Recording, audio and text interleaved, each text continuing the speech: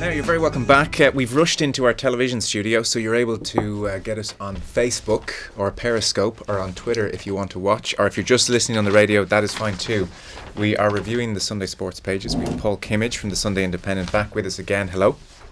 How are you? I'm just looking around here. It's a bit odd that being filmed. Yes. I'm not very impressed with the books on the shelves. I mean, Jesus, no Rough Rides, no Cascarinos, no Matt Hampsons. I mean, what's going on? Is this sponsored content, obviously? Well, you are more than welcome to bring us in a sponsored book and we'll stick it up there. That's really cheap, You can sign it for us as well. Well, we can announce exclusively that Padraig has just started working his autobiography. Right, am I? I'm more likely to do a YouTube channel than a book. Opening chapter is the Off the Ball pay-per view. Where it all started. Are there any plans to do your autobiography? You're very welcome, by the way. Thanks for coming in. No. Yes, no. Like, obviously, you think about doing a book, you'd like to. Everybody knows I like telling people things, so yeah. But in this day and age, when you look at my kids are one teenager, it's more about, you know, YouTube channel and getting it out there and things like that. What do you mean by YouTube channel? What's that about? Well, you put all the information you want out there and let people look at it for free. Books and things. Yes, for free. But you can get it across there. That's the way of the world now. That would be your front garden. What about the back garden, the stuff you don't want people to see? That would fall fun interesting. Where I'd be digging. There is no story. you have to work long and hard to find that story. Yeah, that's true. You're right. I don't believe that. It would be.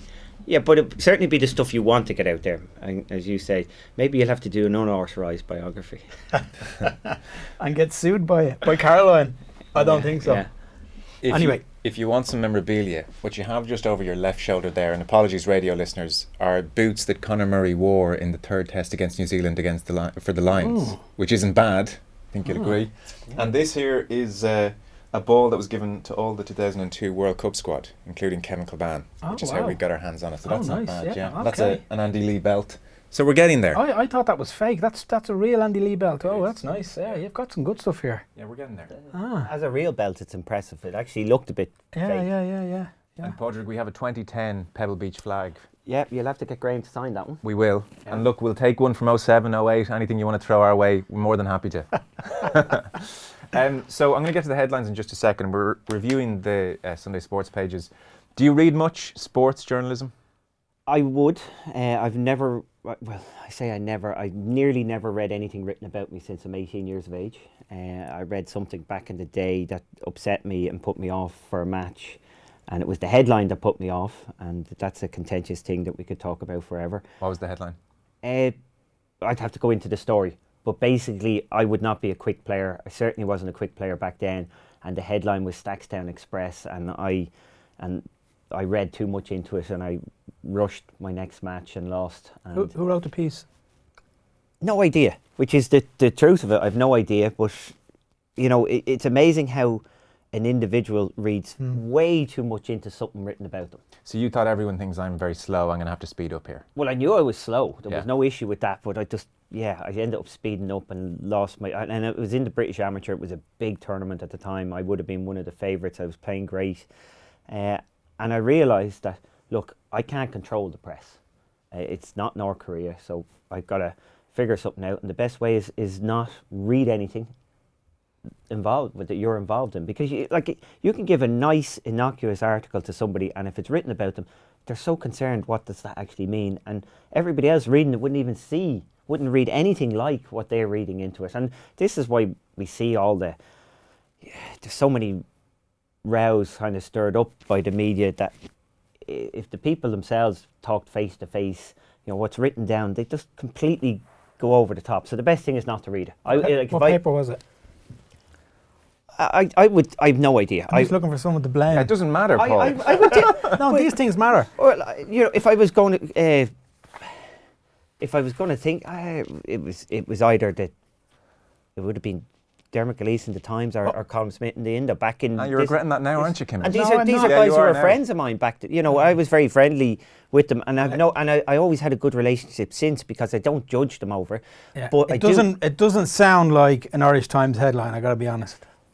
Yeah, it was probably the Indo. Okay. No, but see, I went to the guys at the time and they said, and this is, sorry we're getting off on a controversial issue here, and this is, I do have a bone to pick. I'll tell you what controversy is. Well, I'm going to have these a bone chairs to pick. nailed down. Yeah, I have a bone to pick, because see, all journalists would tell you they write the article, they put it in. They don't do the headline. The headline is put out there. But you're still responsible for the headline. You totally have agree. to stand up. Hey, listen, when tell you me see, about it. when you see, like, genuinely, there's so many headlines now that the headline writers get away with it. They write a headline, and I said I nearly don't read anything written about me. I'm going to go all the way now, controversial. I was trying to avoid this. I had a headline written about me this year. It was taken from a radio interview. I said a player was Sergio, a sore loser, and I was talking about when I won one of the Opens in 2008. Oh yeah. And the headline quoted me, and they took a word out of my quote, and they still put it in italics as a quote, as if I said, the headline was Sergio's a sore loser, where I said Sergio was a sore loser. They just took was out and still put it as a headline. Yeah. And it got me a lot of grief. It completely changed the context of what I was talking about. And whereas I understand the headliner has to write something that will get people's attention, I understand that the article has to be written too, but I do think that somebody has to take responsibility for that was as far as I was concerned, it was a horrible misquote to quote somebody but actually take a word out. Present tense is a very different scenario. Yeah. And presumably that was when you had to talk to Sergio then at Rory's wedding, and the whole thing became a circus. You know what? Again, and this is when people do. It felt like the whole world had blown up because, obviously the Golf Channel started picking up on it and people started picking up and, everybody's wondering where this is going. It actually turned out for the better. Because it prompted you to talk. Well, it prompted us we had to have a face-to-face about it. Thankfully, Sergio had done some research into it and I had known where it came from. And it certainly has made my life with Sergio a lot better. So good came out of it, but I'm fascinated now when I do read the papers and I see quotes. I see the row at the moment with Mourinho and that. The amount of times that people say things and how easy it is just to put a little change on it, and it just seems so different. Okay. And I presume you're only human, though. If you do a big sit-down interview with somebody, say you've done a few with Paul over the years, you'll surely read them. I don't. I've not read a single thing, except for I haven't read a single thing written about me since I'm 18 years of age. But I did an interview with Paul this year, and somebody says, "Oh, you've got to read it," and they were at me, "How can you not read this? You've got to know how you're presented and all this." So I read it. So my first article I read, was you, and it was the greatest wishy-washy, like why, I told you if you'd read them before, I wouldn't have got back in the door. If I was Was it the one with Shane Lowry? No, different one. I heard that was good, and but you actually haven't read that one.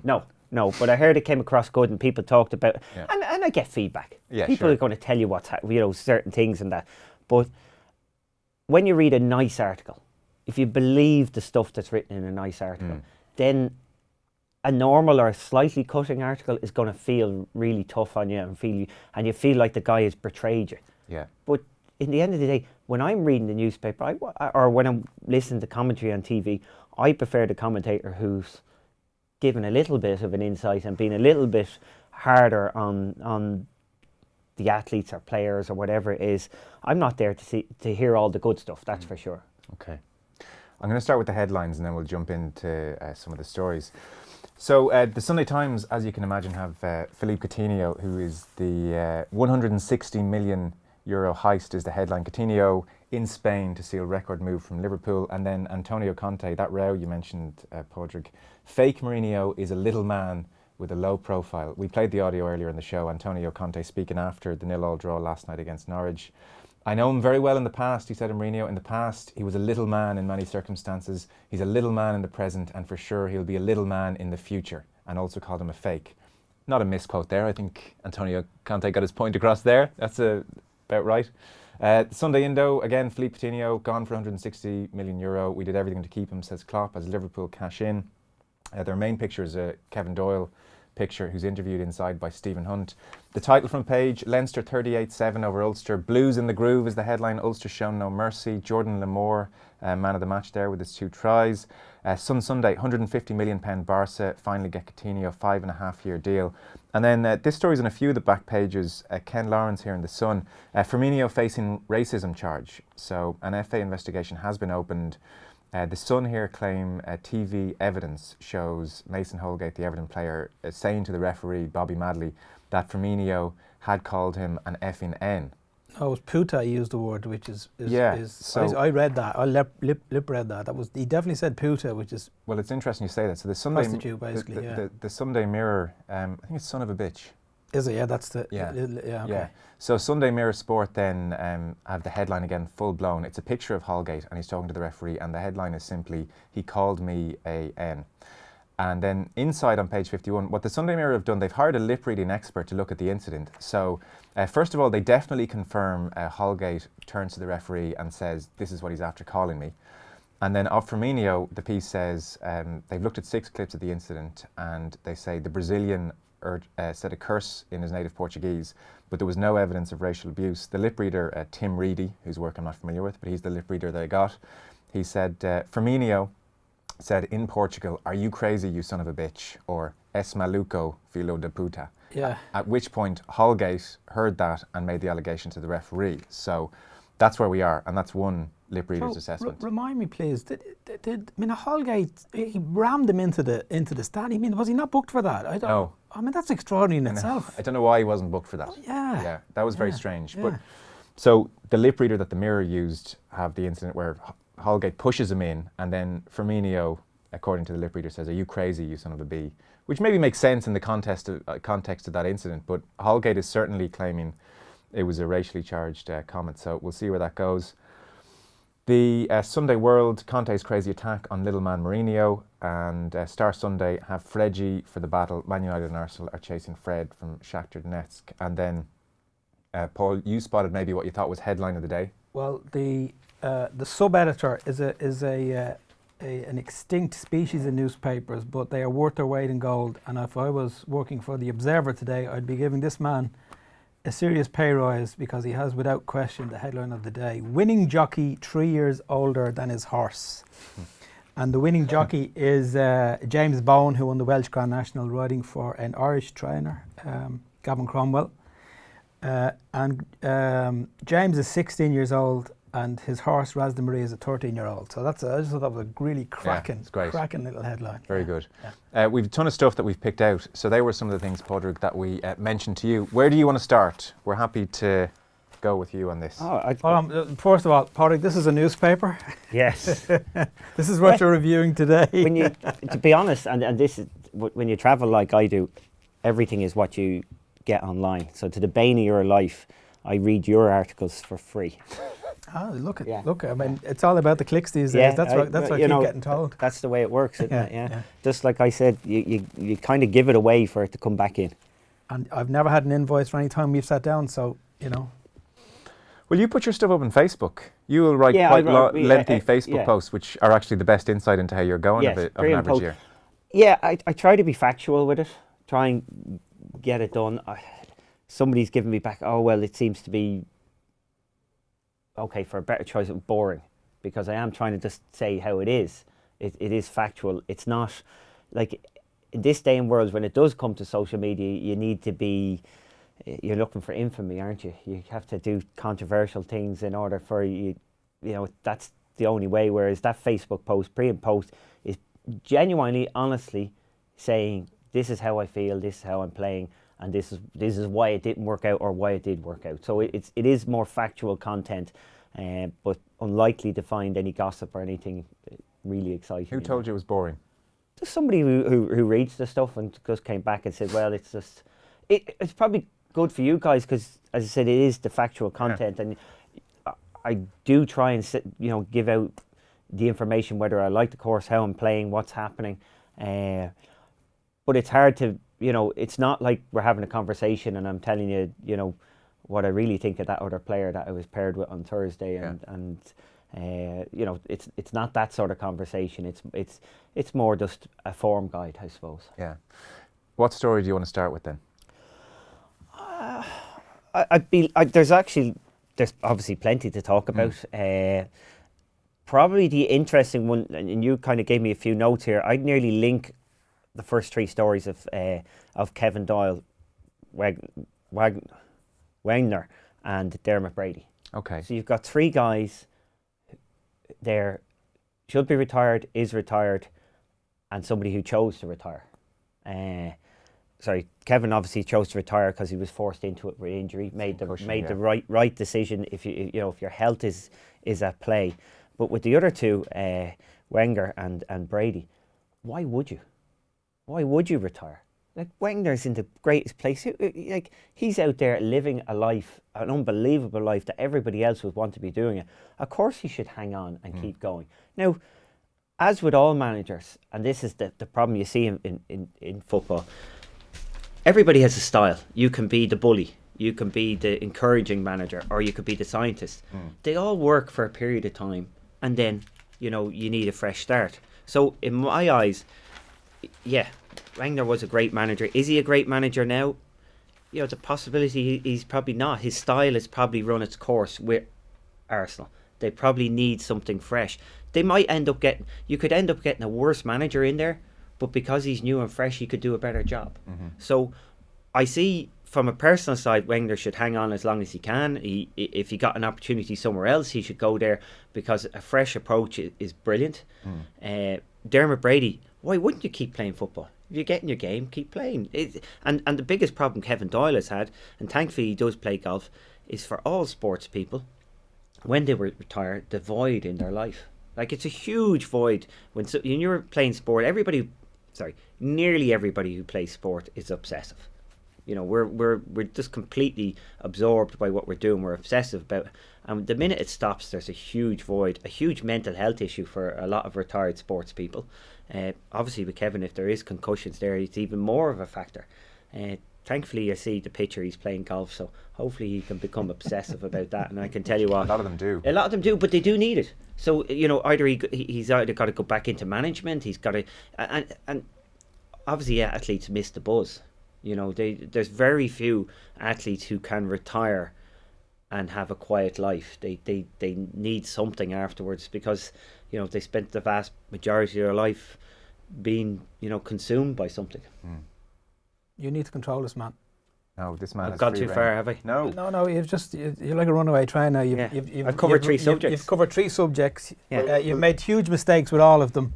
Okay. But you've said interesting things, so I don't know whether we should applaud you or reprimand you. What do you think, Joe? Well, we'll sum up to the listeners what the pieces are about, first of all. So I think a lot of people won't know Dermot Brady. Yeah.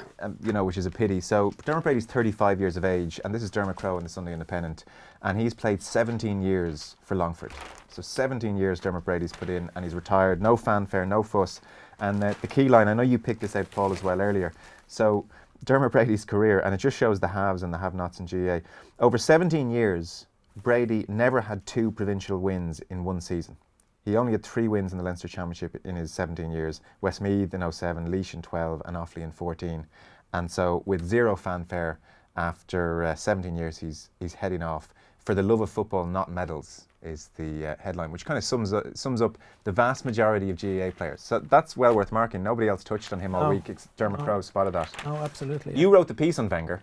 I did, actually, yes. So you can sum that up.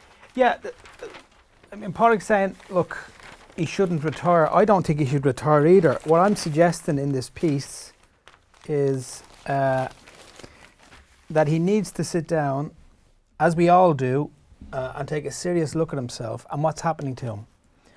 When Arsene Wenger came to England in 1996 and took over Arsenal, he was heralded as someone who was bright, intelligent, just very, very different to the old school mentality that was there before. I guess his intelligence was the key thing with him. No ranting and raving, didn't give out to his players, just a breath of fresh air. And I watched the game the other night against Chelsea, and it was just really shocking to see his antics on the touchline. He's 60. What age is he now? Did I say 67, 68? He earned 24 million in the last 3 years, and it's like every kick of the ball is someone actually hit him across the face with a whip. And I'm just thinking, hold on a second, bit of perspective, that famous word perspective here. Bit of perspective. Calm down a little and just take a look at that and say, is that a rational man? Is that an intelligent man? Look at what you're doing on touchline. Then a bigger problem is listen to what you're saying after the games.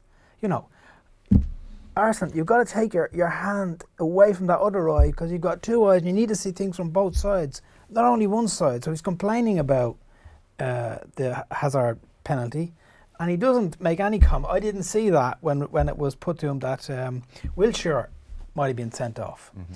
So again, an intelligent man doing these saying these really stupid things, and then the most stupid thing of all in the press conference, well, you know, had the Chelsea, what's his name, the guy who hit the post at the end, Zapata or Zappacosta, had Zappacosta's shot gone in and not hit the bar, Wenger says, well, I would have committed suicide. I mean, really? Seriously? Surprising from him, of all people. He's a very smart man. So a bit of perspective. Yeah. And as I say, I think we all need that. We all need someone to come in and say, listen, Paul, really, sit down. You need to look at yourself here. This is, you know. And these guys are just getting out of control here. I mean, it's not just him, obviously. You've got Marino, Costa. But I put it to you that as wild as he seems to be, and especially in a heightened emotional state during a game, that he is fulfilled, that he's hopping out of bed every morning, desperate to get to work. He works long hours. He'd rather be nowhere else. He clearly does. And this is a question I asked you. I have to say, the very first comment you made, he earned 24 million in the last 3 years. That means nothing to him. He's there because he wants to live. He's living his life. At 67 years of age, he is not retired and, you know, gone off into the sunset. He's getting up with that buzz every day. And the problem is... he's happy. He's under pressure, and this is where and 100% what you said there. He's not doing it for money. He's doing it for the buzz. Okay, he's under pressure, and yes, this stuff that the managers come out with, conspiracy theories, and like, it's completely illogical. Like what they go on with, and the stuff that, and I wonder how much of it is like the row with Marino. How much is fanned by false fake news?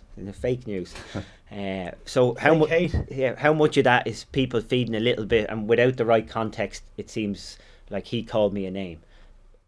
So I agree with you. Wenger the team needs to find a different passion.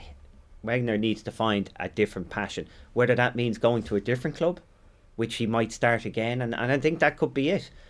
There's no doubt him ranting and raving and the stupidity of those comments, as you said, it comes down to the fact he's stressed, and but he's still stressed. Is still living. Yeah, isn't being under pressure? Aren't you alive? Aren't you in the moment? Are you? Oh yeah, but I mean, we had this conversation actually in Los Angeles this year. How much is enough? I asked you about. I reminded you of the vast fortunes you've earned. Thank you. And asked, you know, when really, you know, how much is enough? I mean, put a figure on it. And you know, you made a good argument, as you've made now with Wenger. It doesn't matter. I mean, you're doing something you love. It doesn't matter when you get a certain amount. If you were starting off, if you were a struggling tour pro, that every penny matters, you know.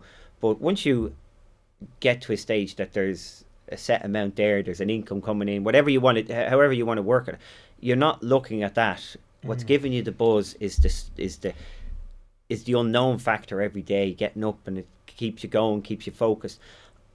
He definitely could be burnt out at Arsenal. There's no doubt about it. Burnout is a factor, I suppose, and maybe you don't realise until you leave sometimes how stressed you are. Where are you on retirement? Never. Honestly, never. If I can stand up when I'm 80 years of age, and somebody's, or even if I'm sitting in a wheelchair, if they'll wheel me out to wave at the crowds, I will do it. Okay. Why would you? Retirement. Because you love it. I do love it. I'm obsessed with it. I'm like, it really is the thing. What if you got to a point where you felt you were embarrassing yourself on a course? I'd do something else in the game. Okay. So I wouldn't be competing. So you would potentially retire from the game, but you might work as a pundit or something like that. No, okay, but I'd be more likely to be. I'd want to be involved in it. I'd want to be around it.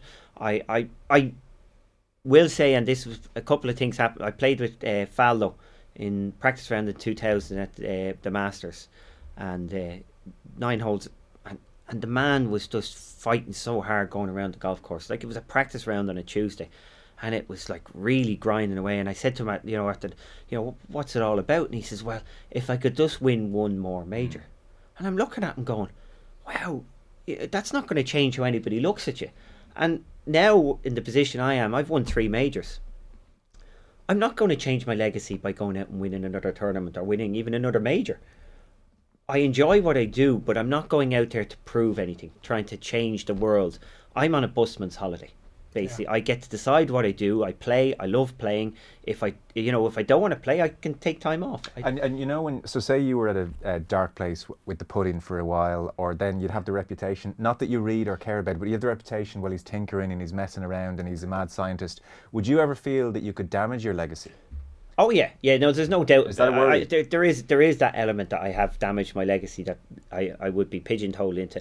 Here's a guy who won 3 majors and he changed everything and it all went wrong, which is a long way from the truth. I know. It really is. But I mean, I play golf with random people of a Saturday, and that will be said to say it to me. Yeah, all right. That is the one blunt thing that they say. And if you want to wind me up, there you go. The one thing I often get from somebody, and it could come from anywhere. It could come from the taxi driver. And so why did you change your swing? And of course, then I have to sit there, and there's the second in my head: do I answer this with, politely and just brush it off, or do I actually get into it? And some days, if I'm not having a good day, I might stick the boot in. Because you don't want that to be your legacy. The man who won 3 majors and then messed up his swing. And this is the problem. Golf, no, and it's not the truth. It won't be. It won't be. Well, I don't want to be. In the end of the day, that's only tattle, really, isn't it? But it's quite a strong one. It's out there. It's very much out there. I like. You won 3 majors. I'm sorry. Anything you say after that, I'm not. It doesn't. Yeah, but I do have to be. I don't see. Again, I said about Faldo, another one, maybe slightly different, but Seve Ballesteros would have been a hero of mine growing up. I played with him all the year '97, every thing, because he was Ryder Cup captain, so every round I was paired with Seve, and it was a horrible experience. Yeah. Now, clearly Seve, he probably had the brain tumour at that stage, but here's a guy on the golf course, a hero of mine, who was struggling big time with his game. But it's not just the struggle, it's the fight. Because he's a great champion, it's the hurt that he's going through, the work level, all that, and he's dying a death out on the golf course, and you're watching your hero do this. I don't want to be that guy with the young guys. I remember he turned up at one of his last Masters, and he has an old crappy old bag with no sponsors. It was really, really plain, ugly bag, and you just thought, this is Seve Ballesteros. I mean, really? Yeah, like we wanted Seve, and this is the thing. I would have loved Seve to walk into every clubhouse and just puff out the chest and go, I'm here. Yes. And the world would have loved him for that. You said you don't want to be that guy with the young guys. I don't want to be that guy. I don't want the young guys to turn around and go, be paired with Harrington, and God, look at him grinding away out there. Didn't that look tedious? Right. I want to be, if I can play, great, but even at the level I'm playing at the moment, I want to be a guy, wow, that guy looks like he's having a great time out here. He's enjoying it. And to be honest, that's what's changed in my life. Has changed that way quite a bit. I'm not as serious as I'm serious about my golf, but I'm not as serious as I would have been, 10 years ago. I enjoy being out there. This is the point with Wenger, you see. The 3 majors have made a difference to you. Okay. Made a huge difference to you in terms of how you perform and how you interact with people and to yourself. You're not as obsessed as you were before. No. Right. No. But no, I still would have been it's only now the last 2-3 years where I've started playing better golf that I've turned around and says, you know what? I've got to, I can't be afraid of, missing a cut, and like it doesn't change my legacy, and that I keep going back to that. It doesn't change my legacy what I'm going to do in the future. I enjoy doing it. I like playing golf. I like being out there doing all that stuff. It's great. It gives me the intense, feeling and all that. But I'm not going to burn myself out and be the old pro that let go. Guys don't want to be around. Yeah. I want to be the guy that guys will come up to me and say, ask me something, and that's I want to be. I am, which is amazing for me. I'd be a lot more helpful. If somebody asked me something, I tell them the truth, and whereas 10 years ago I if I thought I had something in my garden, oh God, I can't give that away. But now I'll happily tell anybody whatever, and let. I do understand as well. I could give anybody the best piece of advice, but it's still up to them to work on it. Yes, it's not a guarantee. Yeah. So page 2 and 3 of the Sunday Independent is the other piece you mentioned there, which is Stephen Hunt and Kevin Doyle. They're in Rosslare Golf Club. 2 golfers. Stephen Hunt, by the way, hits all his drivers off the deck. You'll be interested to know. Uses no tee. Okay. It's a big slice fade off the deck, and it works lovely. Well, no wonder he's hitting a big slice fade off the deck. If he is trying to hit a modern driver off the deck, it's off the tee even. Yeah. Really? Yeah, he's using his hurling background. You're telling me that as if it was a positive. I'm listening to it as a negative. Well, he'll be devastated to hear that. So he writes for the Sunday Independent usually, and Stephen and Colin Young, who writes for the Sunday Indo, have sat down with Kevin Doyle, who's recently retired. Frankly, because of concussion. I mean, what emerges across the piece, as people know at this stage, is Kevin Doyle just couldn't head a football anymore. Like at one point, he says to Stephen Hunt, it got to a point where, when someone pumps a ball too much, you head it and it just doesn't feel right. And Hunt says, yeah, for 20 seconds you're walking around thinking, what the hell? Doyle says, exactly. That was every time I headed the ball. And he didn't tell them for a long time. It's the other thing, he's trying to get through it. But I mean, that's not going away a problem. That way, though. Yeah, sure. There's no athlete that doesn't want to, they're half injured on the pitch, but they don't want to be subbed off. They want to keep going. Like, athletes are the worst people. We've seen it with the rugby, with the concussion protocols. Absolutely the worst people in the world. We should not be allowed near any decision when it comes to how are you feeling. I'm great. Let me go. What did you take from this piece, or what did you like or dislike? I just... One, you don't think of obviously football. I nearly said soccer, by the way. You don't think of football as being a concussion sport. No. 2, I was kind of thinking back, wow, the ball is light nowadays. Could you imagine when they used to head the heavy ball back in the day? Interestingly, the Alan Shearer documentary they mention tackles that issue. The ball actually was the same weight back in the day, except when it was wet. Okay. Which was a surprising fact. Yeah, a lot of modern players have clung to the hope that the modern ball is much lighter. I didn't know that. Either did I, but back in the day, the other ball, when it got heavy, was when it was wet. But otherwise, a lot of the times it would have been the same ball they're heading. Yeah. Which is a worry, I suppose. Well, his comments on, I thought, the most interesting, or one of the most interesting aspects to the piece, and there are very interesting things being said here, was his response to when Stephen asked him, well, about the Shearer, you've watched the Shearer documentary.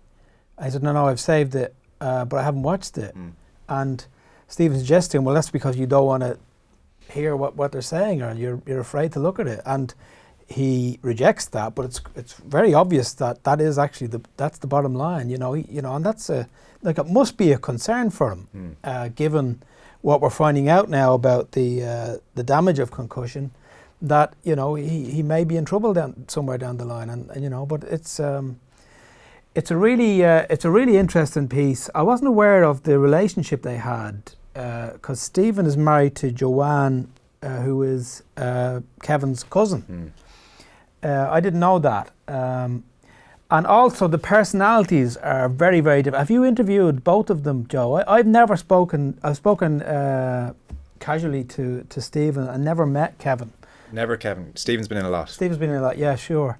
Kevin seems a really interesting guy, doesn't he? Can I say respectfully to him, this is the most interesting.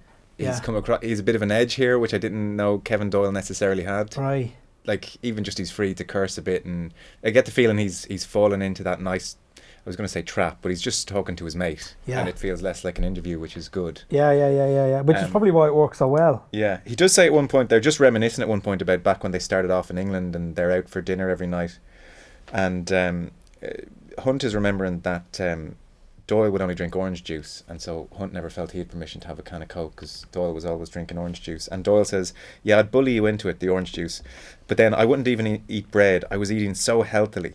My standards were so much higher than they were later on in my career. That's the line that jumped out at me. So is that normal? Does everyone do standards slip as you get older? So normal. Yeah. Right. I look at the guys out in tour now, and they're all starting and they're doing their gym stuff, and they're doing their eating habits, and they're all going through it. And I'm sitting back and said, yeah, I used to do that. Why does it slip? What happens? Well, you can't sustain yourself like that forever. You just can't. You realise there's one, that none of them are pancreas, that they really solve all the problems. If you think eating clean is going to make you a better golfer, well, it can help, but it ain't going to be the answer. If you think, going to the gym, again, it's a big help, but it doesn't, all of a sudden you don't hit the ball 20 yards further because of the gym.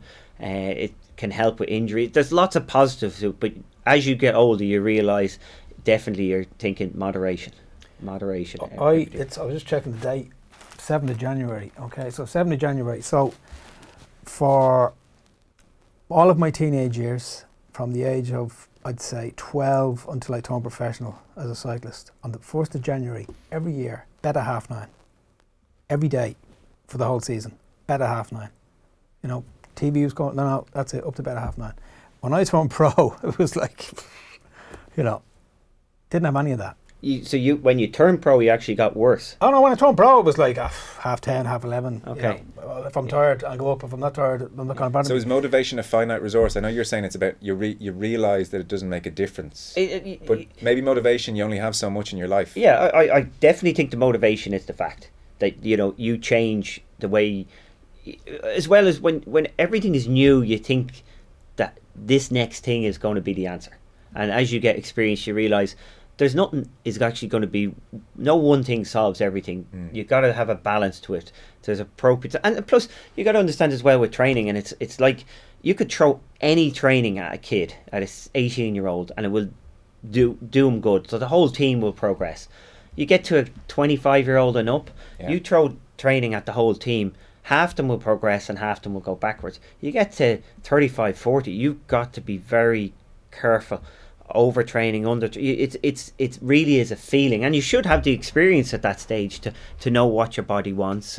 And the difference with me now, and this is part of my, like, I'll know at times that, hey, you need to back off here and go out and have a burger and chips. I didn't eat a burger at one stage in my career. I probably went 3 or 4 years without ever eating a burger. Oh, and do you like your burgers? Well, I tell you what actually happened. He's the Burger King. I won this is because you haven't at the Honda. Oh yeah, no, whatever. If I'm going to celebrate, I'm going to enjoy a burger, because I still don't eat. I don't eat red meat at night because I don't sleep as well. So I am disciplined. But like, I remember winning the Order of Merit in Europe, and we rushed to the airport in Malaga, and so straight to the airport. We're standing in the line, and if anybody stood in the line, there's a Burger King like 20 yards away. So I went over, and my family were there. I got 8 Whoppers, brought them back, and I've got to say, I don't think I've ever enjoyed a piece of food like I enjoyed that. I'm eating into it and going, why have I not eaten a burger in the last couple of years? And like, that's the point. Is that what turned you back onto them from that moment on? Yeah, it's a comfort. Yeah, there's no doubt. It's like, I wouldn't have a burger during the tournament, so it's at the end of the week, if I'd done well, I treat myself to something like that. And I'm watching in A League of Their Own, Mo Farah was on it. I assume it was a repeat, and he said he proposed to McDonald's, but McDonald's is where he went after a race. Like, so why would you ruin Kimmage's mood? I know. I'm sorry for bringing it up. We're not going to start talking about Mo Farah. Yeah. Okay, but this will get really nasty. I'm just saying. Yeah. No, I think I just want to. Yes. I think there's another element, and I think you'll be interested in this. I think there's another element to this, and I recognise that reading through the piece of the two boys. So they make the point about how dedicated he was in that instance with the fizzy drinks, but also then later, it becomes your job. Yeah. It becomes your job, and your attitude towards it changes when it becomes your job. And this is very obvious from, he says it, I'll quote it here: soccer becomes your job. You're living and playing in England, and it becomes a very small place. You know all the clubs, ground managers, players. It's a merry-go-round, and you see the same faces and places. So you get tired of it then, and so you're not thinking of it, and you don't love it the same way you did as a kid. I think that's probably slightly different in golf, and certainly different with you, because I think you really still love it as much. Well, yeah, I think the self-management side of golf is the thing. So if I don't feel tired, I just take the week off. Or if I'm at a tournament and I'm not with it, I just go, well, I'm enjoying this week, no practice, really cut it back. Other weeks are working. I get to choose. I'm my own boss, and I run my own show. So literally, I am in control of managing how much I'm into something. And as I said, if you need to take 3 months off, go take 3 months off. Yeah, Hunt and Doyle don't have that option. There must be. They only get that when they get injured, and this course. is why they get injured. Yeah, they need a break. There must be players you play with who have come to a point where they barely like golf. Oh, well, for starters, on a Friday afternoon, 156 guys play. You can say half the field miss the cut every week. So if you went and talked to those 75 golfers, and probably another 20 who've made the cut, they actually hate themselves. Guys who've missed the cut on a Friday afternoon, if you did an interview with them, they would be talking about themselves in a manner that you wouldn't find they wouldn't find the worst despots in the world who would think the way they do about your failure, your crap, what the hell's wrong with you. It's amazing how easy it is to get into that in a golf course, and especially if there's financial pressures, if there's stress, which there would be with guys who are missing cuts. They're on a run of it. And like what they're saying in their own heads to themselves. So yeah, it's. But do they love the game? I wonder. Would they play the game? There's a lot who don't. Really? Yeah, they all love the game to a certain point, but they come to a point like Kevin Doyle there that they get to this stage that they're not in a position to love the game. Okay. It's a job. They have to earn a living. Yeah. They're being judged, and it's like for the majority, really. That's the reality for the majority. Well, you're looking at say you 150 guys on the PGA Tour, 150 on the European Tour. That's 300 players. That's what is it? 10 clubs in the Premiership would have 300 players. Or if it's only a couple of NFL teams. That's how small a niche it is to be successful. Yeah. And the margins would destroy your nerves, I find, and destroy your mental. We you know what, we all speak about it in the game. Missing a cut shouldn't be the worst thing in the world, but it feels terrible, and that because of that, everybody ends up watching the cut line. So if you're 2 under par and the cut line is 1 under par, instead of thinking I should get to 3, 4, 5 under or catch the lead, you're saying, well, don't drop back to 1. And of course, if you're thinking of 1, where are you going to end up? You're just going to bleed all the way home once you're on that number. And like for everyone starts playing football because they love the feeling of kicking a ball against a wall. There's something pleasurable about it. And equally with golf, a well-struck shot for an amateur is a lovely feeling. Yes. So do you still get a pleasurable feeling when you hit a well-struck 7-iron in a Thursday of a nothing tournament and it's 10 feet from the pin, 8 feet from the pin? Does that feel good? I get it on the range. Do you? I get that's could be a little bit of an issue for me, that I enjoy that nearly as much as I enjoy the competition, whereas in my younger days I just enjoyed the competition. Right. But now I do enjoy hitting a good shot, and I spoke to a couple of the amateurs, the young amateurs in Ireland, and I was trying to explain to them. I hit a shot in Spain last year, beautiful shot, little fade, nice, and then somebody asked me to hit a draw, and I hit this magnificent draw 20 yards further down the fairway along the out bounds, everything great about it. And the 2 people who were watching were like, and they were golfers, they were like, wow, Harrington's in good form, look at that. And I walked off the tee, and I caught myself, but I walked off the tee and I was, am I allowed to say pissed off? I said it. I was annoyed because I'd hit a great shot, but I hadn't made a great swing. And I knew the difference. Whereas 10 years ago, and this is an issue, I wouldn't have known the difference. I would have just seen a good shot, and that's all that counts. And I think you find that with all sports people, as they get more experience, they have more solutions. Instead of just, as a kid, you just do one thing. Kick the ball against the wall, it feels good. That's fine. Kevin says, I thought this was great for him. My plan all along as a footballer was to do well and make enough money so that when I retired, I wouldn't need a plan. Because that's all he's been asked. What's the plan now? What are you going to do? What are you going to do? Now, luckily, thankfully, he's not in a position where he has to go out and try and find work. He's made a few quid, and he has some comfort in being able to sit back and actually look at what he wants to do and take a rest and take some time out. Yeah, it's great. It's a great position to be in. He's moved back to Wexford, by the way. Yeah, he built a house there 7 years ago, so he'd have to move home, which was kind of interesting. It's that I would assume that's the whole goal of a working life, is to get yourself into a position that you can make your own choices. Yeah. It's not to get yourself into a position that you do nothing. Because if you do nothing, you're on a slippery slope. Yeah. Well, and we're going to take a short break. Did you like the punditry enough to think it's something you might do for 15 weeks of the year at some stage, 20 weeks of the year? Yeah, I loved it. Be careful. They'll have you I in here. loved it. They'll have you in here every day for the next week at 7 o'clock in the morning. No, yeah, I don't. I think I loved doing it, but yeah, would I be able to be that disciplined and give up the other side of it, the playing side of it? Like, I'd rather coach than be a pundit. Yeah. Okay. So I don't think I would have the work ethic and the discipline. Like Paul McGinley, like, he comes in with a folder of notes and he's done all his thing. I'm.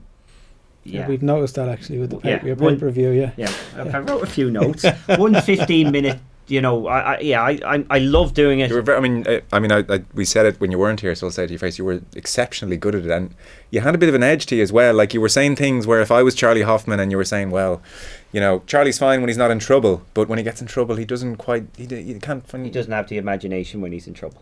And I thought, as a viewer, I've never watched Charlie Hoffman the same way again, which is fantastic. But if I was Charlie Hoffman, I think, Harrington, go yourself. Yeah, but I was sitting there and I was trying to be the commentator or pundit that I want to listen to. I know. I didn't want to be the guy saying, God, isn't he great? Isn't he, look at that? And, you know, golf is the worst sport for that, actually. It's got the softest punditry, I think. It has some very soft punditry. We could go back to... I go back to Scholes last week. I'd love Marino to give his list of which pundits he likes to rate him. Like, Scholes could still be... What did he give him? 25% rating or something like this? He could still be number one. Yeah, yeah. But you want a real pundit. You want somebody out there to give an opinion. There's a cost if you're a pundit and you do that. Like, if you see bumming a Charlie Hoffman, he may well say to you, "Thanks a lot, mate. You didn't have to say that. You could have left that out." I would always try, and whatever I'd say, when I'm saying it, I am thinking I can stand behind this. And if Charlie came to me and said that, I'd turn to Charlie. Well, Charlie, this is what I see. This is what you need to do. If you want to change that, you need to go about this. This is how I'd give him the advice to make himself better at it. And if he said, you know, I get that, but why say it publicly? It changes things when you say it publicly and everyone looks at me differently. You know, there is a difference between saying to someone's face and publicly. If Charlie said that to you. Well, I suppose I had the slight protection of the fact it was going out in Europe and not the States. Okay. So would I said it? But I think I said it pretty loudly that I felt Justin Rose's chip out on the 72nd hole of the Masters. Or was it the first playoff hole? Was one of the worst shots I've ever... Like, it was just a really poorly thought out shot, and it cost him a huge chance of making a par because he chipped it out 30 yards instead of getting it 80 yards or 90 yards. Yeah. So I'm happy to say it, and as I said, if Justin came up and talked to me about it, I'd say, well, you know, I think you'll be a better player if you actually listen to what I said. But I by the way, no player in any, I'm very surprised in any sport, but certainly in golf, you never go up to somebody unsolicited and tell them something. Sure. So that's true. I mean, there's a few weekend warriors who could be told that advice, actually. I mean, there's 15 handicappers giving advice out at the weekend. Yeah. We'll take a short break. We're reviewing the papers with Padraig Harrington and Paul Kimmage. You're very welcome back. We're reviewing the Sunday sports pages in the company of Paul Kimmage from the Sunday Independent and three-time major winner Padraig Harrington. We have taken 45 minutes to get through 3 stories, so we're getting there slowly but surely, as I suspected we might. So there's a few other pieces. No, it's great. I can't believe it's 45 minutes. Yeah, so there was a few we wanted to hit on, certainly. Joe Brolly today has packed a punch. Padraig, you read this, you wanted to talk about this. The headline is, the GAA is a product being sold for peanuts. AIB, Sky, other brands will complete cultural hijacking of the association if the new Director General doesn't act. If you've kids in the car, turn off, because the first line is, the fundamental task of the new Director General will be to redraw the boundary between the ideals of the GAA and the commercial world. If he doesn't, we are fucked. Kids can come back on now. So that's his opening shot, and he's talking about commercial corporate companies, what he says, Padraig, culturally hijacking the association, particularly AIB. He talks about Sky Sports. Well, I think first of all, Joe Brolly, he's done his job exceptionally well here. He's brought up something, but it's compelling reading. The highs and lows when you go through it. You disagree with one and you agree with the other. It's so I cannot understand why he's talking about ideals and he's used the word. I'm not even going to say it. F-U-C-K. Surely there's another word in the English language that would get that across. There's kids going to read this article. We're talking about it now. Like, why he's talking about sensationalism and ideals? Why would he use that? We don't need to. It's the impact. But there's plenty of other words. That's him being sensational and him trying to have an impact. Well, so I don't think he's being sensational. I think he's making a really strong point. Couldn't he use a million different other words? He could. I'm accused of it a lot. That I could use different language, and I'm not in a great position to talk about this clearly. But yeah, we're talking about morals, and he's used. That's my point. He's brought more of a conversation to this piece. He's brought more attention to it by using that word, but it's not a good way of doing it. Not morally a good way of doing it. Not the ideals. That's why I'm saying there's so many highs and lows in this. Okay. And mostly through the start of I'm reading it and going, yeah. He then talking about cheaply. Is it about the price? Because if it's cheaply or peanuts, should it be more expensive and it's okay? So that's what it's suggesting. The GAA product is being sold for peanuts. Well, if it's sold for a lot of money to the wrong people, is that okay? And I suspect in his case he doesn't think it is okay. No, yeah, but so the cheaply and peanuts is I was annoyed with that because that's the market value. No, I'm not. I'm saying that's the market value. There is a market out there, and that's the way things should go. And then criticising the type of sponsor, who the sponsor is. Well, that's also wrong. But then why is that wrong, Padraig?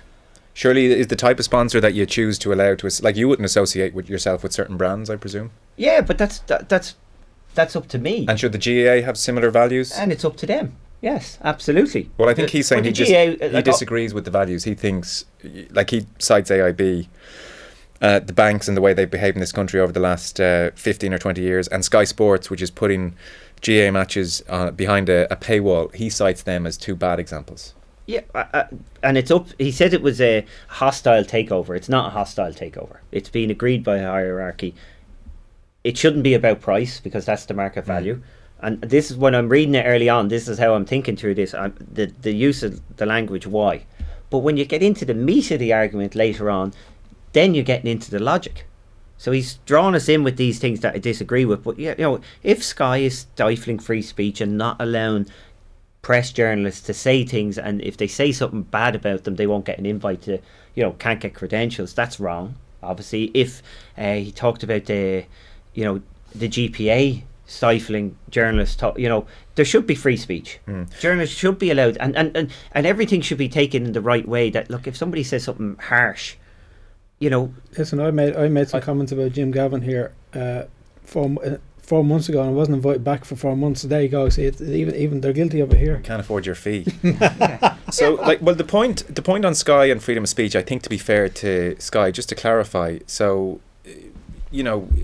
he writes at one point broadly, Sky, meanwhile, are systematically stifling dissent by buying the media, placing expensive ads with a struggling sector. And he says, a well-known sports journalist and friend often texts me lengthy critiques of Sky and the profound damage it is doing to the GAA. I suggested he write the columns. He told me he would like to, but couldn't, as Sky are important advertisers.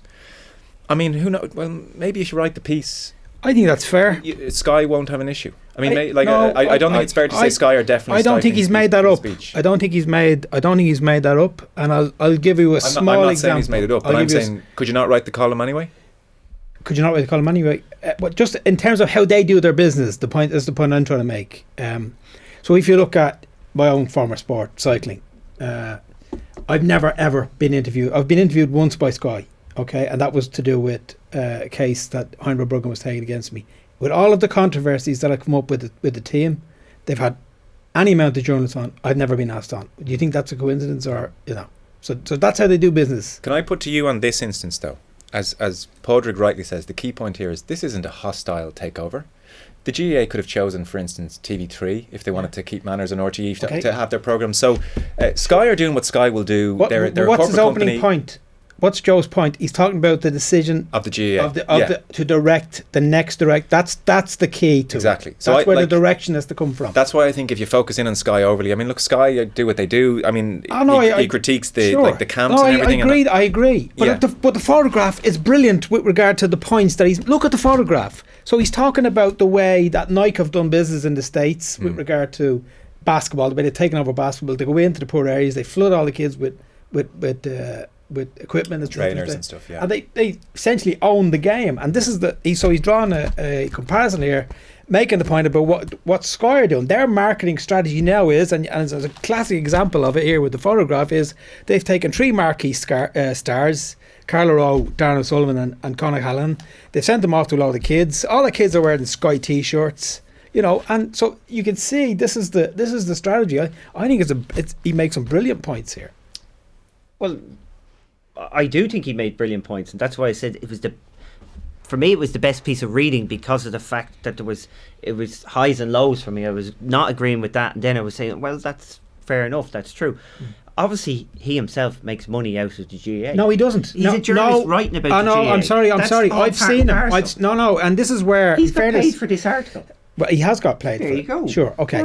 But when you say he makes money out of the GAA, I mean, he does. He goes around to clubs all over the country. I'm not suggesting. No, he's a paid journalist, and in some people's view, that is making money out of the game. Well, that's a and view. He might disagree with the view. Yeah. That is a view. You can say he's a TV pundit, and you know, you're definitely. But in terms of the work he does in his own opening clubs, going down, working with kids. Yeah, great. So he might not charge a dime for any, and never has, and wouldn't do. But that's building his brand.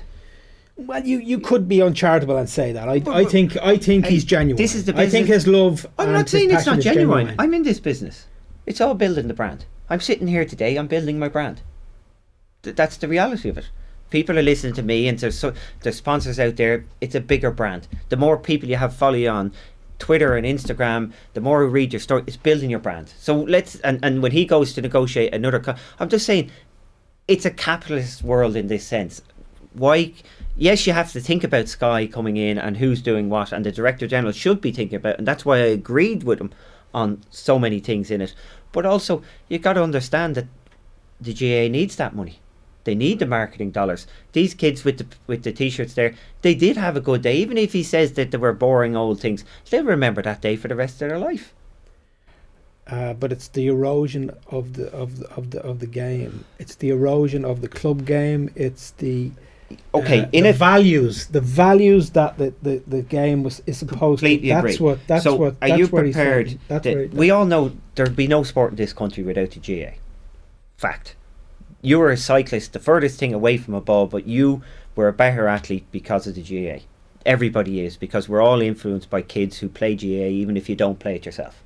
So the GAA basically is the GAA is basically taken over the physical education of the country that's not done enough in the schools. Mm-hmm. So, but should we subsidise it? That's the question. You know, so should the government come along and say, right, we realise this position, we're going to give them more funds, and that means we're going to have to take money from somewhere else. And if the GAA was properly subsidised for the job they do, they wouldn't necessarily, they'd be better able not to go down the commercial road of taking money from somebody that they have to, if you take money, you have to give back. And they have to give back in some way. And I said I liked this article by Joe Brolly, and I liked the comparison with Nike, and I liked the way he's pointing out that, you know, if they keep going down this road and they become embedded with the consciousness of the GAA, that in 5 years' time, nobody would bat a second thing when we have to pay to watch the All-Ireland. Correct. And it's a great strategy, and maybe on their behalf. But I will say, one last criticism with the article. He suggested that the younger generation have no idea, won't notice an empty branding experience. They're more likely to notice it than we are. We're the ones who are gullible, not the kids. Based on what?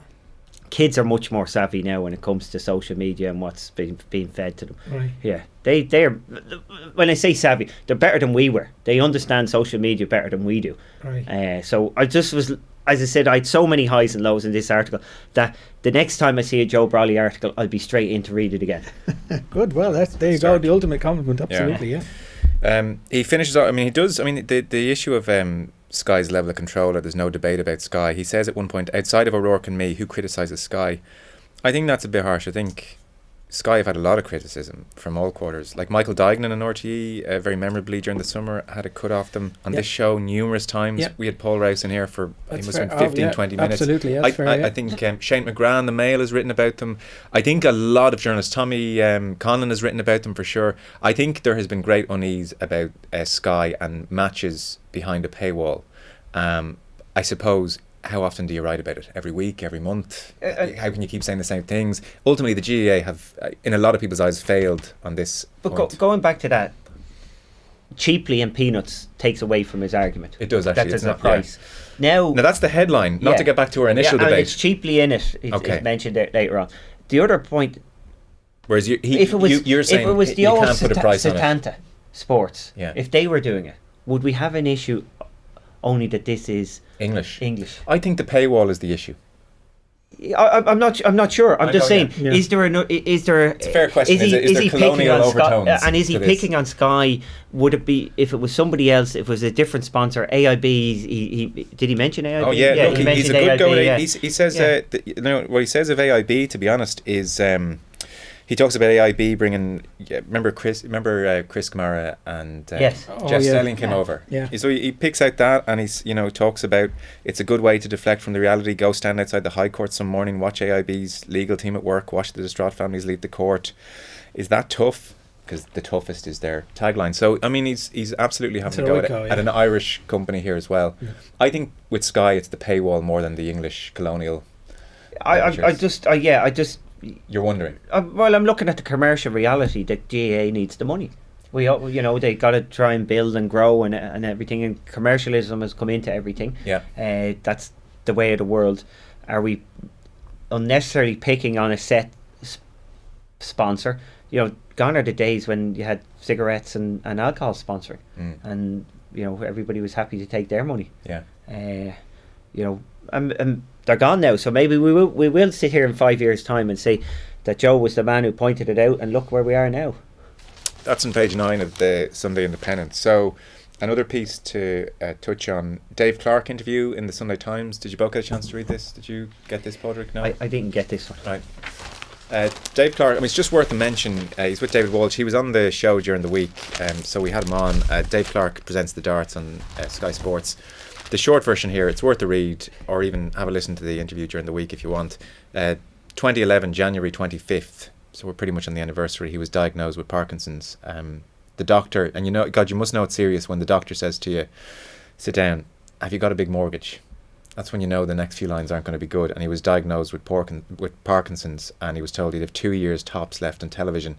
And 7 years later, he's just presented again on the World Championships. What a doctor! I mean, I'm not. I'm picking on the doctor too. How could he say that? You've 2 years left. No, how can you say have you got a big mortgage? Because what he tells him isn't going to make any difference whether he has a mortgage or not. There's nothing you're going to do to correct that. Fair point. If that was said now, I tell you what, there's an issue with the doctor bringing something like.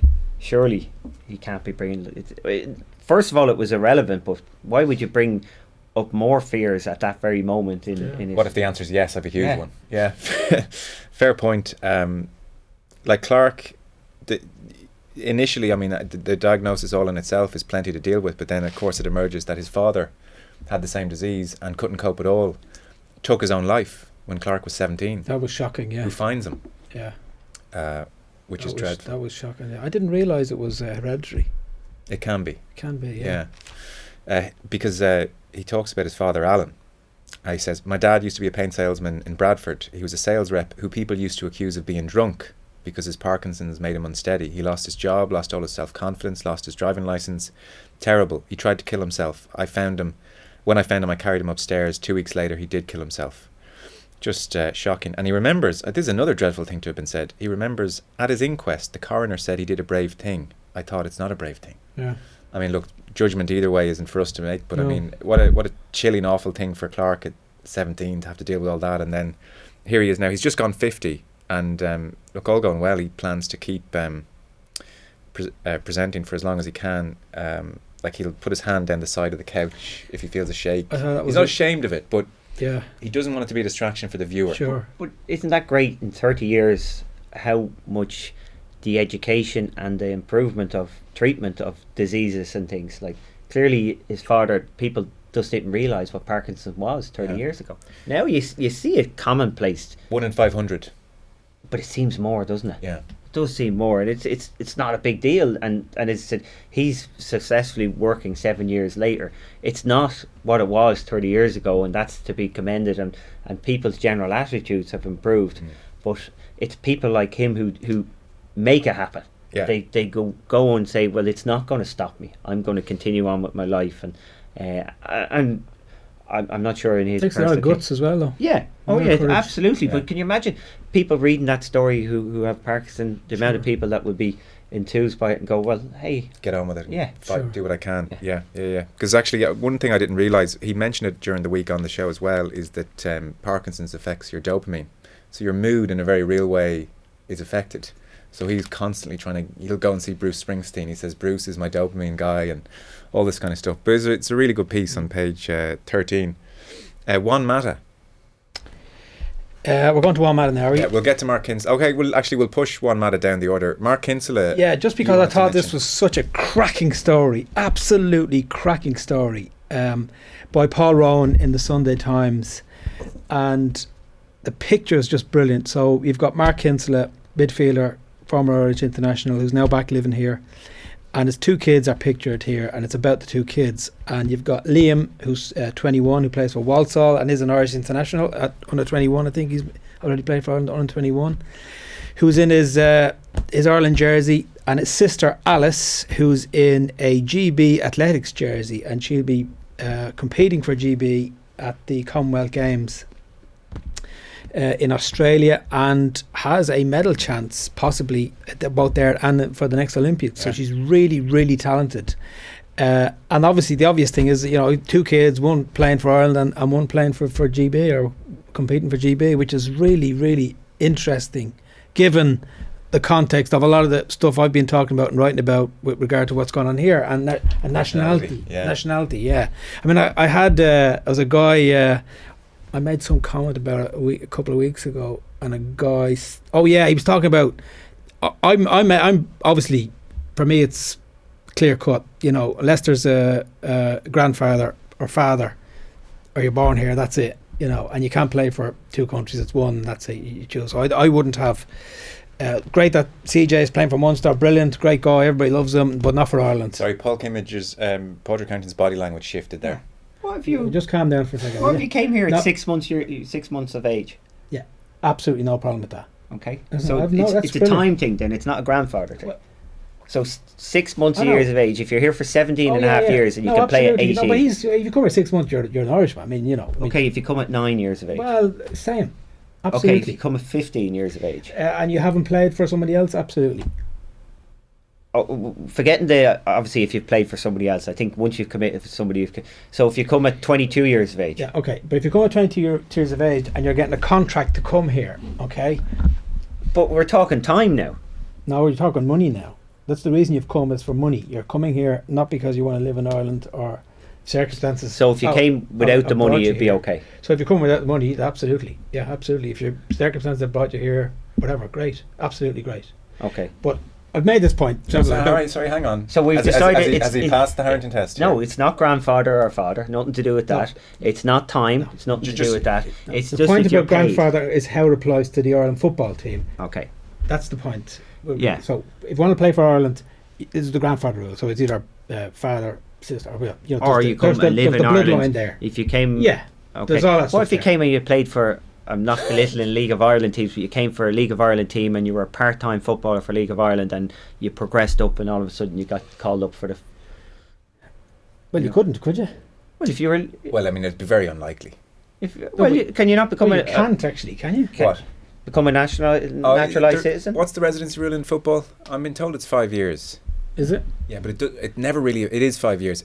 It never applies to us because our league isn't strong enough. It's Right. occasionally popped up in the UK with some Spanish players. Yeah. Almunia, I think it cropped up with. But someone in football as well could come here, as rugby is going to now, from 3 Yeah. years to 5 years. Someone could come here if they play for 5 years here. Residency rule kicks in.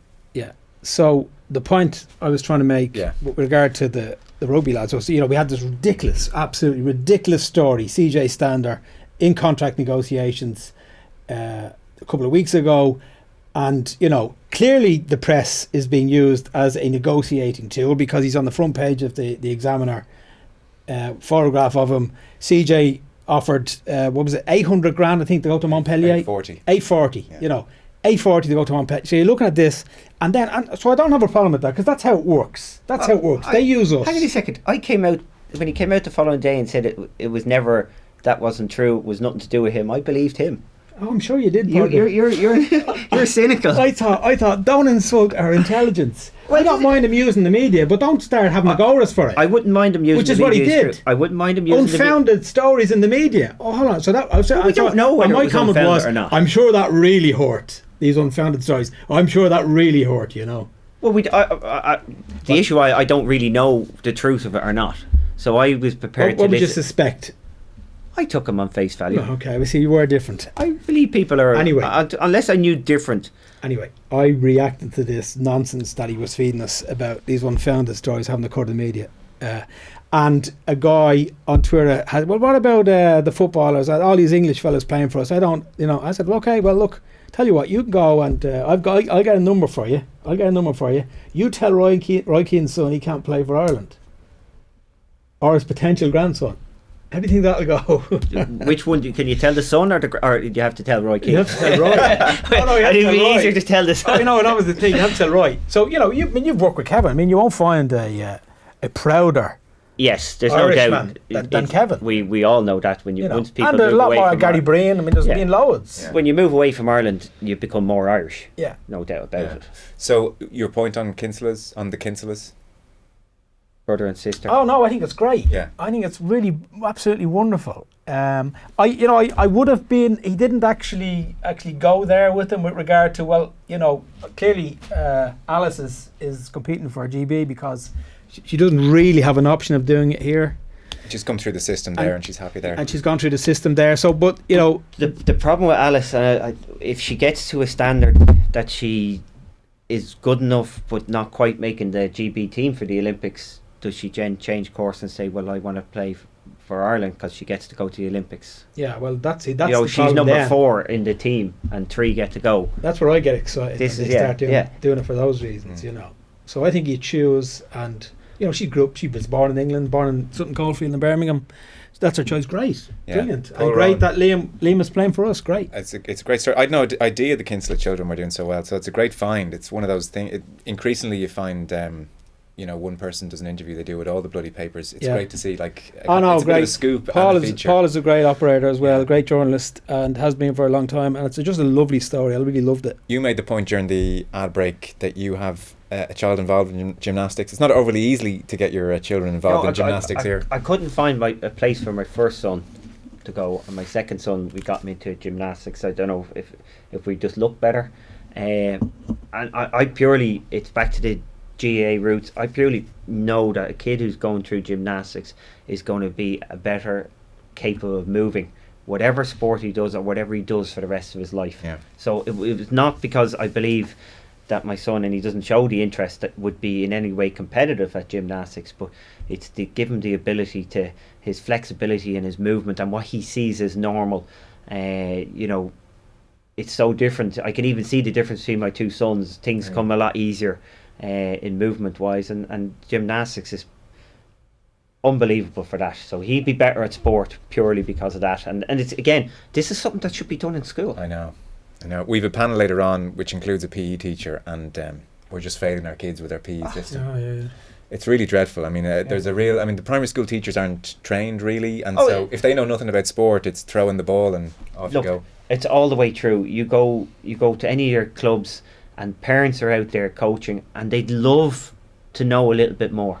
But the hierarchies, whatever it is, the GAA or the FAI, should have the professionals employed to go out into clubs to teach the parents, this is what you need to be teaching the kids. This is what there's no point in this kid doing this. He fundamentally, he's got an imbalance. He's got to treat that for, the parents want to learn, but it's up to the professional bodies or the GAA, who have to act like a professional body, to go around and provide that. And it's up for PE, for the schools to have the PE teachers, give them the help that they need, that they can spot a kid who simply can't do an overhead, put his hands over his head and do a squat. Well, he's got a problem with his quads, so let's deal with it, rather than forcing every kid to run around and as you said, throw the ball up and let's go. Yeah, particularly in primary schools. We've that panel later on. So we've been on here now for an hour and 25 minutes. So we need to wrap this up because that's a lot of airtime. There's 2 last quick stories. We'll get to one, Matt, in a second, which is your last one, Paul. Yeah. And then Padraig, Tommy Fleetwood's done an interview. Golfers, Tommy Fleetwood's done an interview in the Observer, talking about really his transformation very, very quickly in golf in the space of a year almost. Dermot Gilleese is writing about 2 huge amateur tournaments as well coming to the country. So you take us where you want to go, Padraig. Okay, well, I'll go with Dermot Gilleese first. You've got the World Amateur Championships, men and women, 2 separate tournaments here next year, Carton House. This is an ideal chance for people who like golf to go out there, and you will see the next great champions of golf. Now, it'd be hard to pick out which one it is, but they'll be there. So if you want to follow somebody for 30 years of their career and be able to say, yeah, he's won the Open in 2030, I saw him when he was 18, and there will be a few older guys, but generally these guys would be sort of 17 to 22 years of age. They're the next best crop. Guys and girls, go watch them, find your favourite and follow them, and it will give you an interest. If you're a real keen golfer, it will give you an interest forever. Second story was the Tommy Fleetwood, and it's done in the Observer, which is great because we want to observe this. So everybody's looking at him, and he's gone from being struggling to superstar. This happens all the time in golf. Golfers get a period in their career of 18 months where they play above themselves. It just happens all the time. The question is with Tommy Fleetwood, he's a year into this peak form, so he certainly should be good for the Ryder Cup this year. Is this the norm for Tommy Fleetwood, or is he going to reset back to who he was? And we constantly see, unfortunately, the reset back. So we're always me 18 months I won 3 majors, so I'm a top 10 player in the world, but then I go to be, so you like a top 100 player becomes a top 50 player, a top 50 player becomes a top 20, a top 20 becomes, well, I can throw at anybody. You look at anybody. Even Tiger Woods had 18 months where he won 4 majors altogether. Are you not being a bit harsh on yourself there? I would have said so. No, you're missing the point. I am. Wherever level you're at. So I was a top 10 player in the world, and all of a sudden that makes you a major winner. If you're top 10 player in the world, but 3 majors. I had an 18-month purple patch. Yeah, 3 okay. I'm just saying you can pick anybody who will have. Adam you look Scott. at their career. Adam Scott. You probably look at those. His major wins came in that window too, and he's probably reset back to the great swinger at the golf club who probably doesn't get the most out of his game at the moment. You name it. Rory McIlroy, what about him? Yeah, Rory had 18 months. The question with Rory, can he have a second one? Can he have a third one? But he had 18 months where everybody was looking at him going, how can we beat him? So you think you get the 18-month hot streak? What was the question? The question is, can he have another one? I believe he can. Good. I believe he can, but I think the problem with Rory is there's a lot of other guys, his advantage has been eroded. You know, there was a time that Rory played and hit the golf ball in places. I remember Phil Mickelson saying at Abu Dhabi, how can I compete against this guy? You know, he's cutting across corners and he's hitting wedges where I'm hitting 4-iron.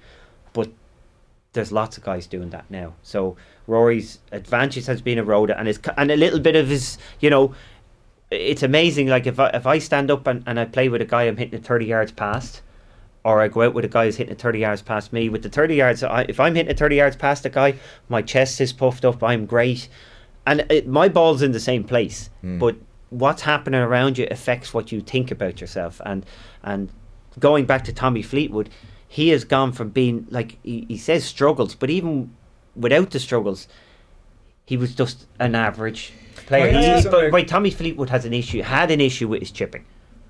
Well, because I was going to ask, I saw Tommy Fleetwood on the Sky Sports range thingy at the Irish Open. Yeah. And I just couldn't believe this. I'm glad you're here, because Fleetwood, they were asking about his improvement. And so what's happened? He said one of the big things what's happened is I started working with a new coach or with somebody, and it turned out I was aiming right of target the whole time without realising, and so I was therefore compensating and hooking the thing over a little bit to hit target. And it was only someone pointed out to me, you're aiming right of target every time, that that's one of the reasons I've had this dramatic an improvement. And I thought, how can that be happening at that level?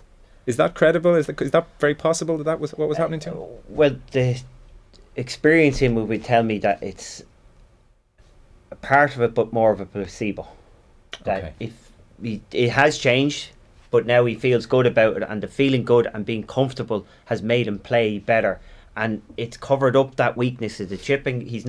if he's struggling with his chipping and he misses a green, he has to get up. Tommy Fleetwood finds hitting the golf ball very easy. Okay. Tee the green, he's always literally, he hits more greens in regulation on a bad day than I do on a good day.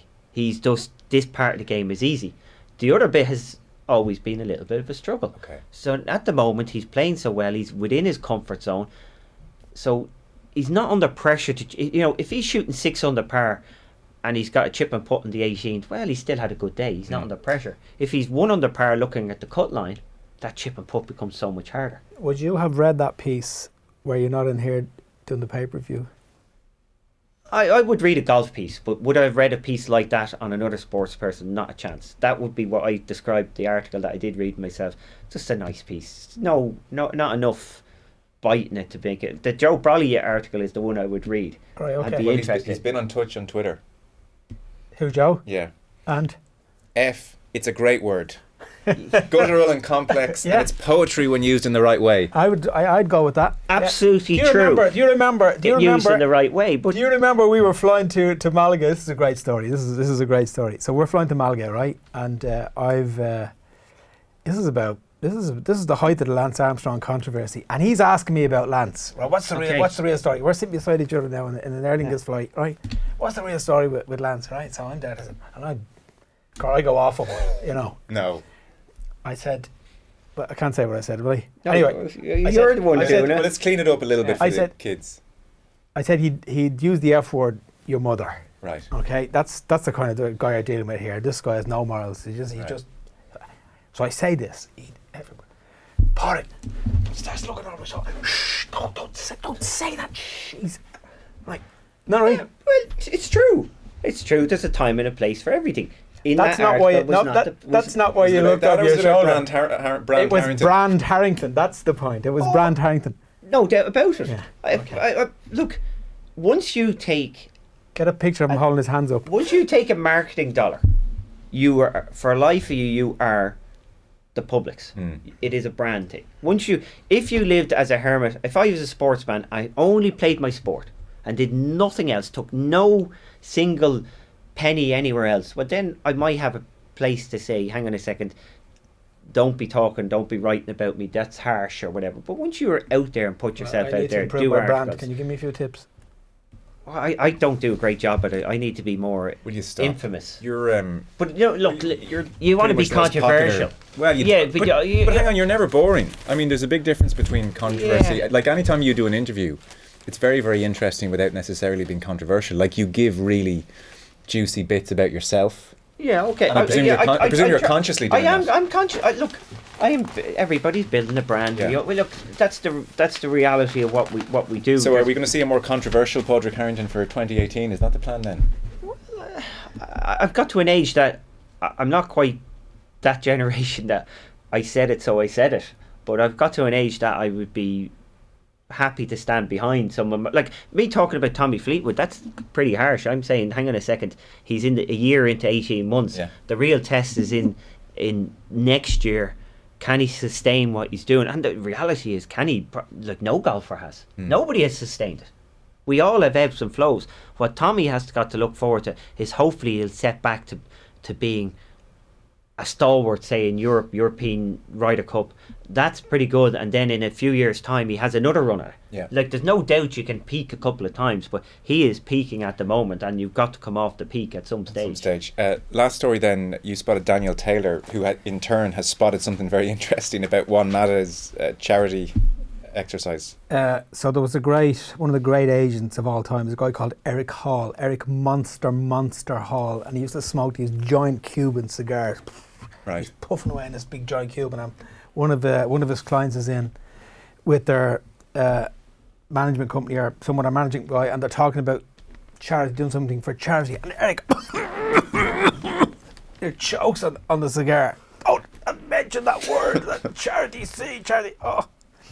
Anyway, Juan Mata has done an extraordinary thing for charity. He works with a charity called Common Goal, and he started this initiative where they're going to give 1%. He's giving 1% of his salary to Common Goal, who then give it to all these various deserving charities. And he's trying to recruit other footballers to do as he's done, give up 1% of their salary.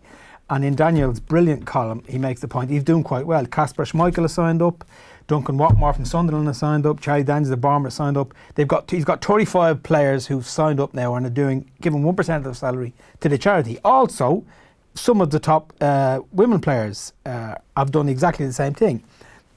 The beautiful twist in it all, one question though, where are all the Manchester United players? It was August when Mata launched the idea, and to date not one of his teammates has felt compelled to back the Spaniards' venture, which is just, wow. You know, when you think of the money, and again, he makes that point about Pogba and Pogba's agent. I mean, even if Pogba's agent, Mino Raiola, with his reputed 41.4 million fee for negotiating the Pogba transfer, gave up 1% of that. Wouldn't that be some gesture? Yeah, it's very interesting. The average salary at Manchester United is 6 million. 6 million. Yeah. Wow. 1% of that might be manageable, but I didn't. It's a great thing. I know everyone knows Juan Mata has been doing that, and he's got some big names on board. But it's a clever thing to check if any Man United players had done it, so they haven't, and they can't claim ignorance. I'm sure he said it to them in the dressing room. No, great, fair play to him. Yeah. He's smart. He's really good guy. So as we wind this up, and I apologise, we've kept you about 40 minutes longer than planned. Your neck is fine. You're back playing, hopefully, and a busy 2018. Yeah, I have to have a busy 2018. I'm because I'm on a minor medical in the States. It's probably nearly the worst place I could be in terms of I get into 9 events, and it means there'll be the smaller events. So I'm actually relying on invites, which I should get, yeah. and shouldn't be a problem. It just leaves a little bit of doubt in scheduling, and basically I would play a lot, play as much as I can, and keep playing. And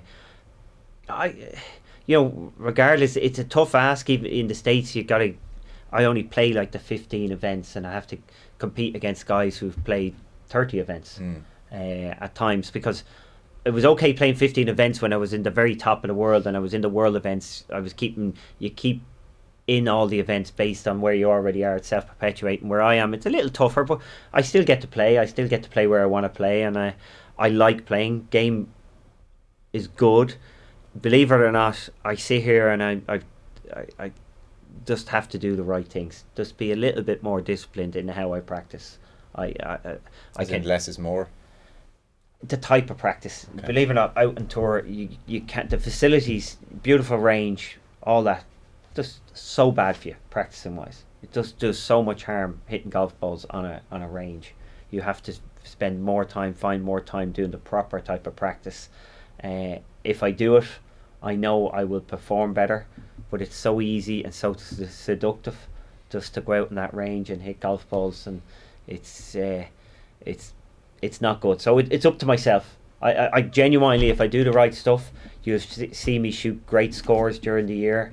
And if I do the wrong stuff, you'll see me shoot those, how will I put it, those grinding 72s, which I'll come in and say, God, I felt like I played better, but it's 72. Whereas if I practice properly, I'll throw in the 65s and 64s, which is kind of what's needed in the game. How's your cholesterol? Cholesterol is being managed. Yeah. Yes, have to manage my cholesterol. That mangy dog that you're walking along, that's not your dog. You don't have a dog. No. Where did they get that from? That's marketing. Branding. You could have got a decent looking dog. That looks like something you dragged out of a pound. That's marketing and branding. And what about your fridge? I can't believe that stuff in your fridge. Like a box of cherry tomatoes. A box of cherry tomatoes, a Cully and Sully soup. Into my fridge. It's better than that. You've seen the chocolate. It's better than that. But there is the Flora Proactive is in my fridge. I saw that. Yeah, it is in my fridge. That's not your fridge, though. That's the point I'm making. So this is deceitful. That's branding. It's supposed to be your. That's branding. It's marketing. And the best of all, walking into the house with the paper, with the newspaper, and opening it up at the sports pages, doing something he says he never does. You'll do anything to sell a bit of margarine. I do read the newspapers. It's just I don't read about myself. That's all part. That's making like you can't come in to have a crew in your house and get a scratch on this, that, or the other. Then it's good though. I mean, you're probably. I mean, I don't know if there aren't too many sports stars on our TV doing TV ads, are there? You must be the only one. Well, it is, and this now we're on branding. They're paying you to advertise you. They're paying you, and yet they're the ones actually promoting you and advertising you.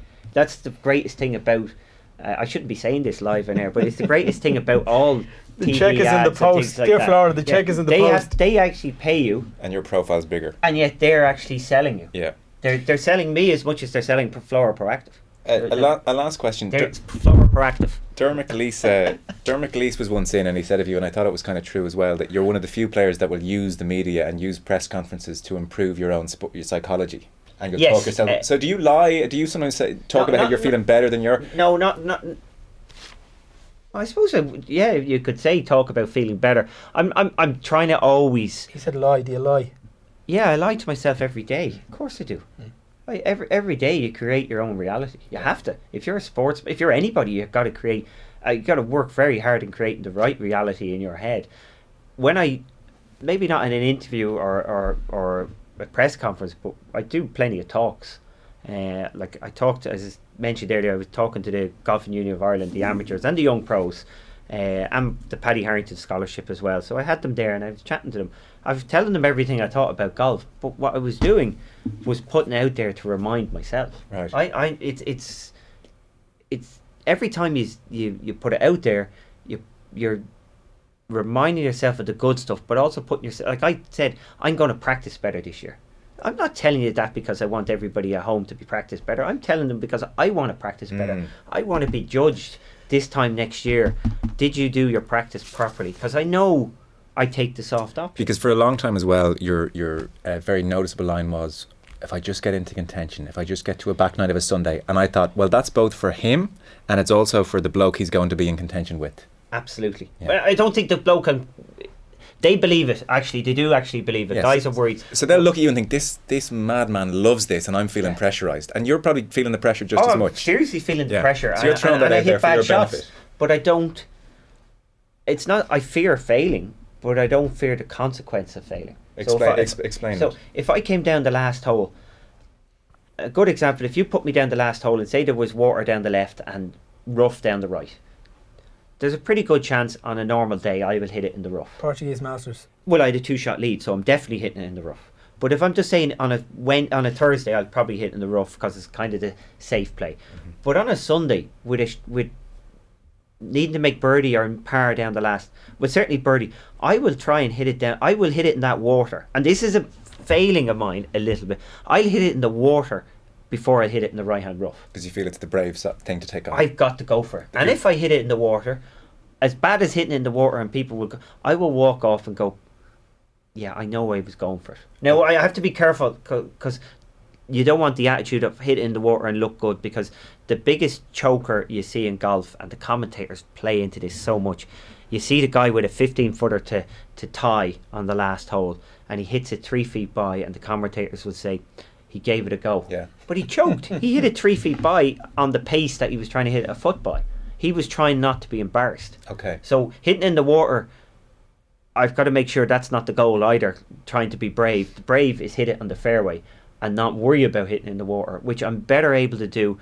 As the guy said, which was like you mentioned earlier, some of it is perception. But the lads, Shane and Dermo, his caddy, played with me in Turkey, and they talked about it afterwards. I played quite a bit of golf with the lads, but they'd never seen me like that, where I was actually in contention and just like going for it, buzzed at a high heaven, and just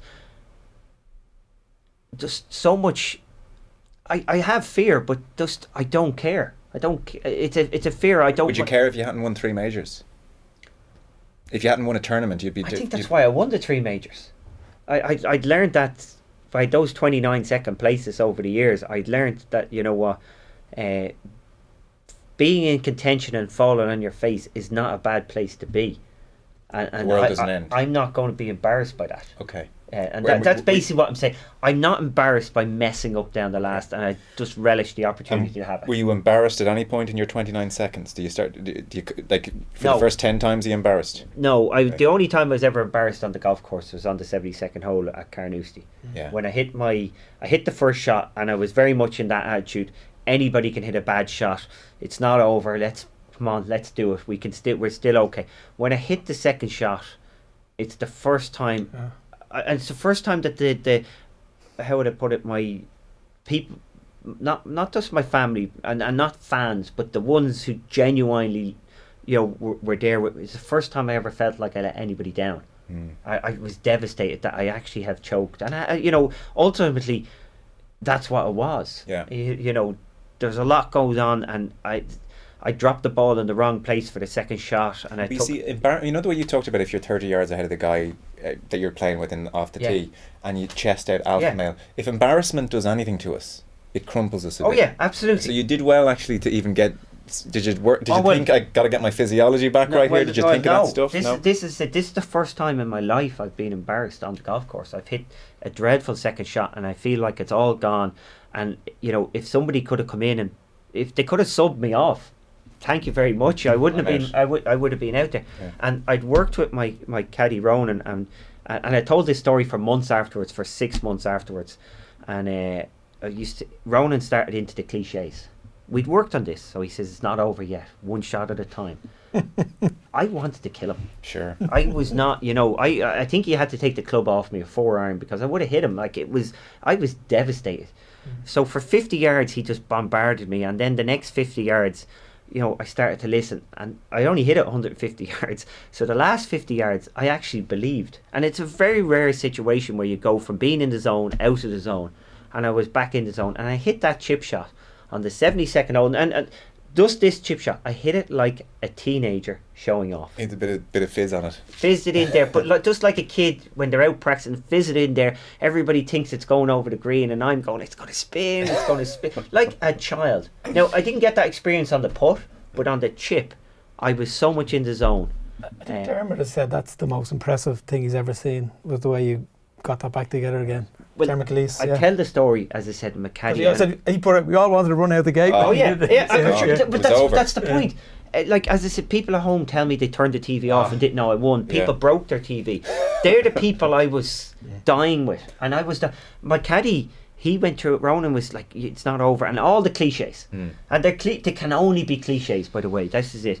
But when I tell the stories afterwards, and I says, and you know, my caddy, he believed, and he looks at me and says, "No, I thought you lost the F1 Open as well." You know, which is you know, but I suppose that's you know, the great thing for me is my caddy won me a major. Everybody always asks, well, can the caddy do anything? The caddy, what he says and what he doesn't say is, on some days, it's just incredibly important. He did his job, didn't hang his head, and a lot of caddies would have accepted he would have seen my devastation, and the two of us would have put the head down, slumped our way up there, finished out. Accept your fate. Yeah. You But didn't. Well, he did, you know.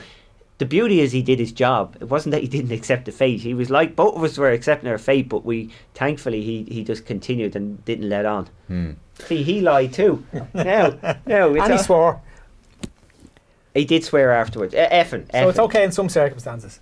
Yeah, but not in print for sensational reasons. Yes. We're going to have to wrap this up. Stephen in Crumlin was in touch to say, best pay-per-view ever on Newstock Lads. Padraig's honesty is incredible. Could listen to him all day. Get him on every week.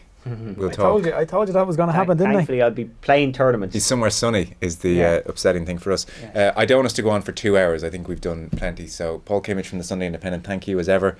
And Padraig Harrington, if you can promise to at least come back once a year and do this, then... if you listen to me, I'll come back. All right. That's the pay-per-view. We'll take